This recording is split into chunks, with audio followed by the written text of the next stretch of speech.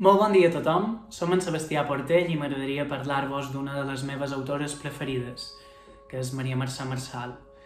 Coneguda sobretot com a poeta, però també narradora, pensadora, assagista i activista des de la interseccionalitat, des dels plans del gènere, de la sexualitat, de la nació, de la classe, de la llengua, és una de les autores que m'han influenciat més com a escriptor, per dos conceptes que poden semblar contradictoris, però que ella aconsegueix amalgamar d'una manera que pocs autors han fet en la literatura catalana, com són l'originalitat i el diàleg amb la tradició.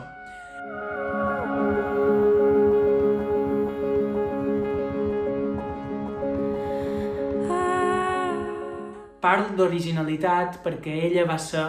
qui va tractar per primera vegada d'una manera tan explícita que no s'havia fet mai abans el desig entre dones, però no només, també va textualitzar al llarg de la seva obra poètica al voltant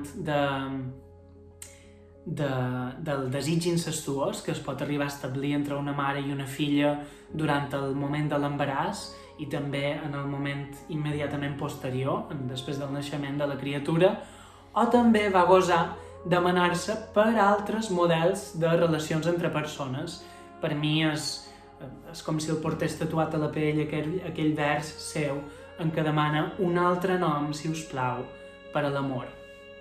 Marçal, però, com dic, no només va proposar temes que ningú s'havia proposat o que ningú havia gosat textualitzar abans en la literatura catalana, sinó que ho va fer d'una manera que per mi és lucidíssima i valenta, que és establint un diàleg alhora amb la tradició, sabent d'on venia per apuntar encara més lluny. És en aquest sentit que Marçal, en la seva obra poètica, per exemple,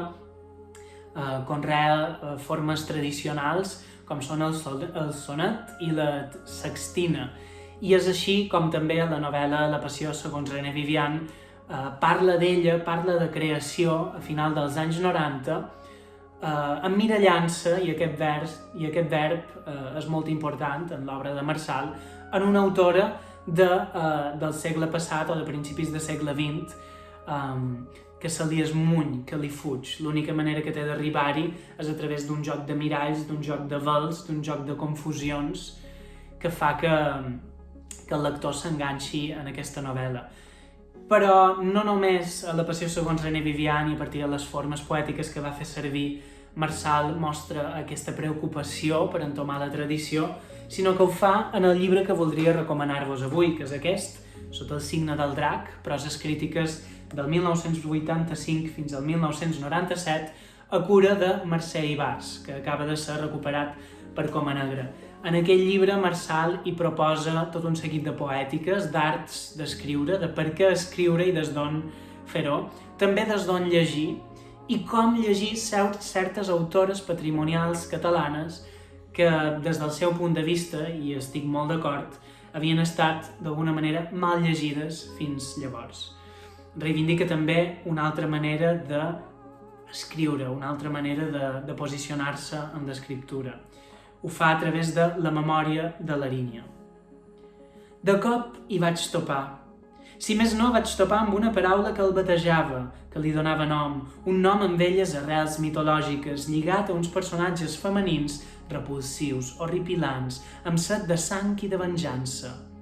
Les fúries. Sí, era la fúria, un sentiment massa intens, violent, de fúria, el que em feia un nus a la gola i no em deixava parlar, el que s'interposava entre jo i el text i m'impedia que el pensament anés fluint, sense traves i ordenadament, a través de les paraules. Una fúria com aquesta és incapaç de parlar. Només té dos camins, el silenci o el so inarticulat, l'esgarip, el xiscle. Marçal va gosar escriure, va gosar superar aquesta dicotomia entre el xiscle i les paraules que algú espera que diguis, i crec que aquest, Sota el signe del drac, i tota la seva obra poètica i narrativa en són una molt bona mostra. Us el recomano molt.